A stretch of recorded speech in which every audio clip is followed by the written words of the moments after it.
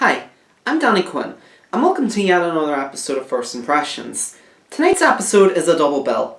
First up, come be my guest as I review a tale as old as time, Beauty and the Beast. In the village of Villeneuve, France, Belle, played by Emma Watson, lives with her father Maurice, played by Kevin Kline, and is relentlessly pursued by the ambitious and odious Gaston, played by Luke Evans. When her father suddenly goes missing, she ventures out to rescue him, only to end up the prisoner and soon love interest of a mysterious and monstrous beast played by Dan Stevens. However, time is running out for him if he wants to break the spell that curses him and his servants, if he wants to have any chance of becoming human again. The Beauty and the Beast story is a very timeless tale, and the most famous version of it up to this point is the 1991 animated Disney film, which is generally regarded as one of their best works during the Disney Renaissance era. And given its enduring popularity, as well as the fact that Disney has tried to remake every single animated movie they've ever done, with mixed results to say the least, it's no surprise that Disney has now made this live action film. But if I'm being honest, I approached this movie with a lot of trepidation and skepticism.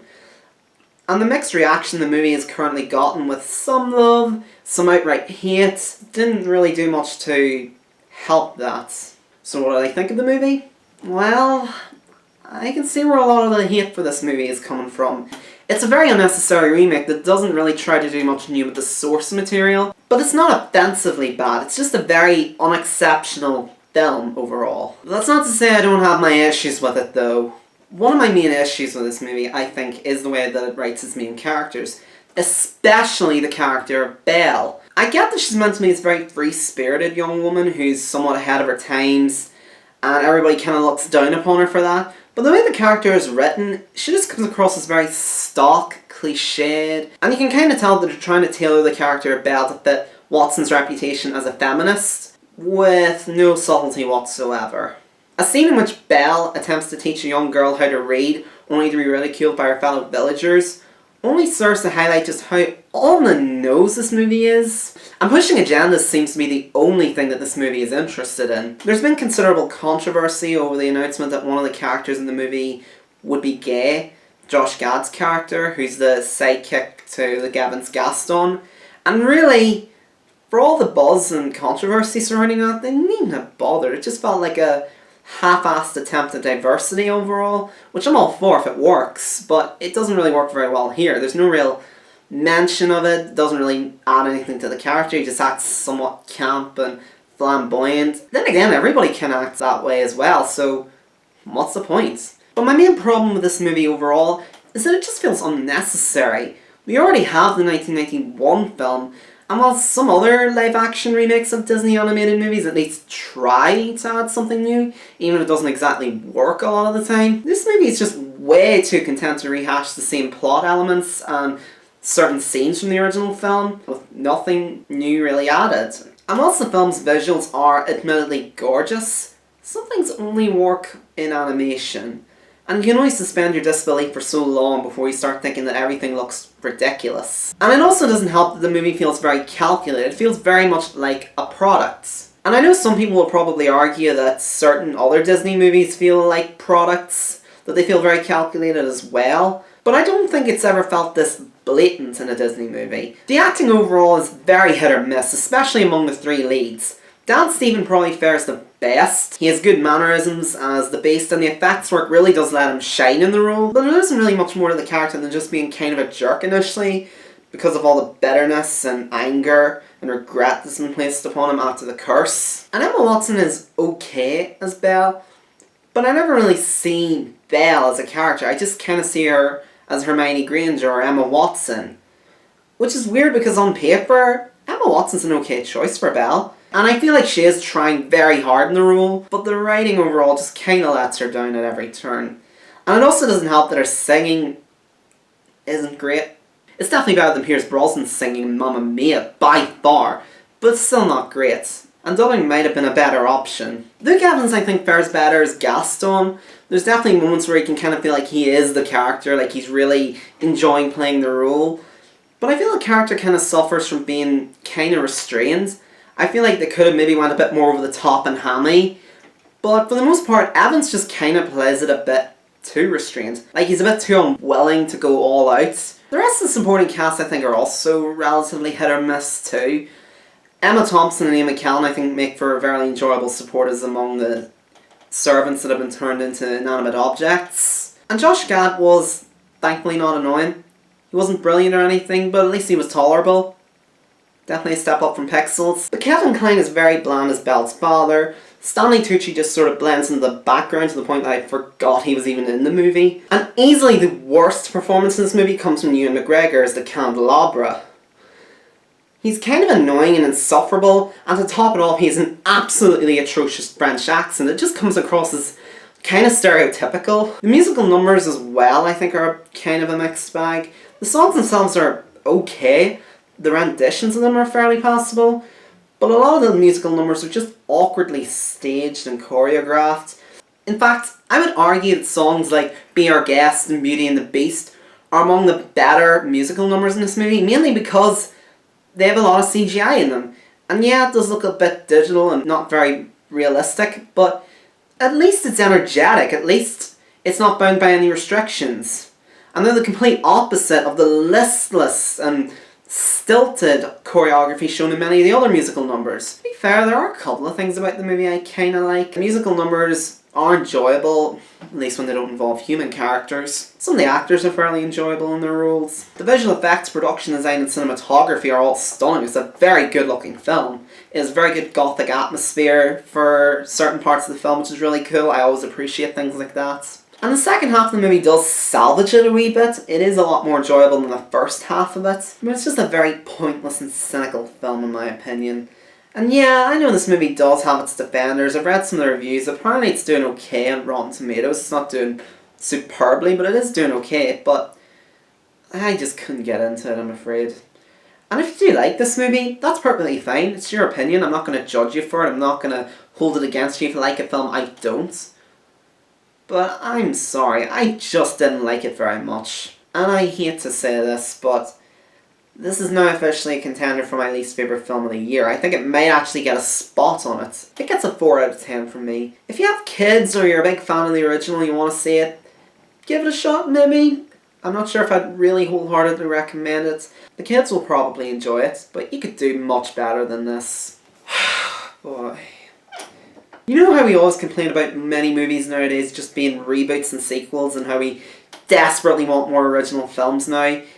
Yet when a film like this comes out that's just cynical as hell and desperately trying to pull on your nostalgic heartstrings for the original and trying to cash in on that, we still somehow support it. We still send it to the #1 at the box office. We've made it a massive hit already. And yet when a movie comes out that isn't any of those things or doesn't have a big name in it, they tend to struggle.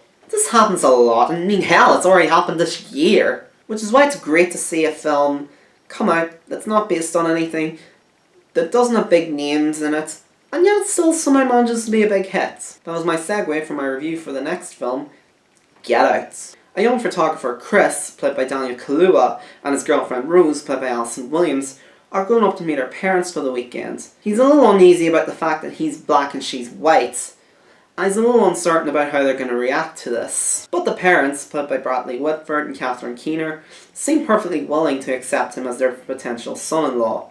However, Chris cannot but feel that there's something off about the family, and now he must unravel the sinister truth that the family is trying to keep hidden from him. It seems like horror movies have been making a bit of a resurgence in the past year or so. I mean, yeah, there's been the odd stinker here and there, but films like Don't Breathe and Split have proven to be quite successful and good mainstream horror films. And whilst I didn't love last year's Green Room, it proved that horrors are still going strong in the independent scene. And Get Out is further proof that the horror genre is still going strong. It's written and directed by Jordan Peele of the duo Key and Peele, who are mainly known for their comedies. And strangely enough, comedy is a genre that does tend to cross over with horror quite well. Hell, some of my favourite horror movies have a very darkly comedic tone to them. And Get Out does have this quality, but it's that awkward kind of humour where you're not really sure whether to laugh or feel kind of uncomfortable. But it works very well and helps to add to the mood that Peele is trying to create. And Get Out is a film that does deal with themes like racism, but not the kind of racism you'd normally expect. There's no white supremacists or neo-Nazis or anything like that. The villains in this movie instead are middle-class liberals who think they're being progressive. They're the kind of people that are almost in awe when they see a person of colour and endlessly admire them in a way that makes them feel quite uncomfortable, and also kind of makes the audience feel quite uncomfortable too. They're the kind of people that would probably vote for Obama for the third time if they could. In fact, that's pretty much what they say in the dialogue. Yet in their own way, they're still segregating them and treating them like they're different and not treating them as equals. They're just doing it in the opposite way, where the black people are seen as superior to them and not inferior, which when you think about it is still kind of racist. And I thought that was a very refreshing approach to the material. It really makes you question whether we really are progressive or not. And the subtext present, I think, will definitely make for good post-movie debate and discussion. But that's not the only thing this movie has going for it.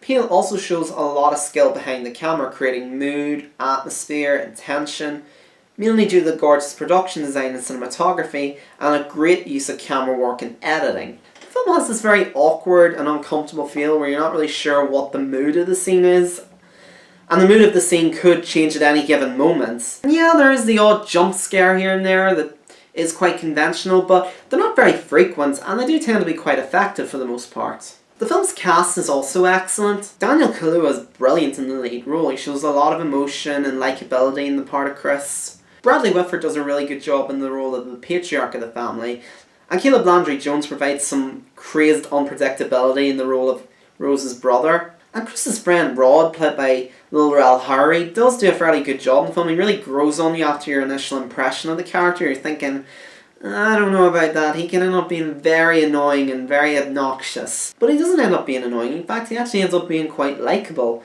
And he ends up doing a lot more than just being the standard, stereotypical comic relief in this film. Alison Williams is really good in the role of Chris's girlfriend, especially in the film's final act. But easily the standout of the movie for me personally is Catherine Keener playing the mother of the family, with a very great talent for hypnosis.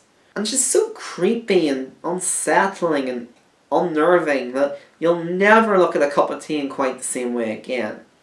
I can't think of very many negatives, aside from it not really being all that scary. It's definitely been almost to creep you out, but it's not really full of all-out jump scares or anything like that. It really is much more about creeping you out than actively scaring you. But a lot of its horror comes more from its subtext, its themes, and its awkward tone. But aside from that, I quite enjoy Get Out. It's one of those films I feel with each succeeding act it gets better. And I thought it was a very strong debut from Jordan Peele, and I really hope to see more of in the future.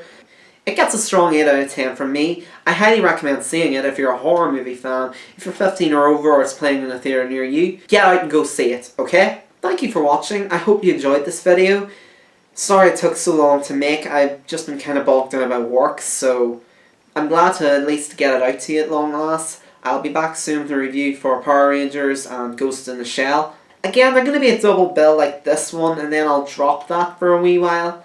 Double bills are only mainly if I feel like I've gotten a bit behind on my reviewing, so that's why I decided to do this as a double bill. Or if there's like one too many films coming out the same week as well, so that's another factor. But I'll be back soon with some new content, and as usual, I'm Danny Quinn. I hope you enjoyed this video. Have a pleasant evening. Good night.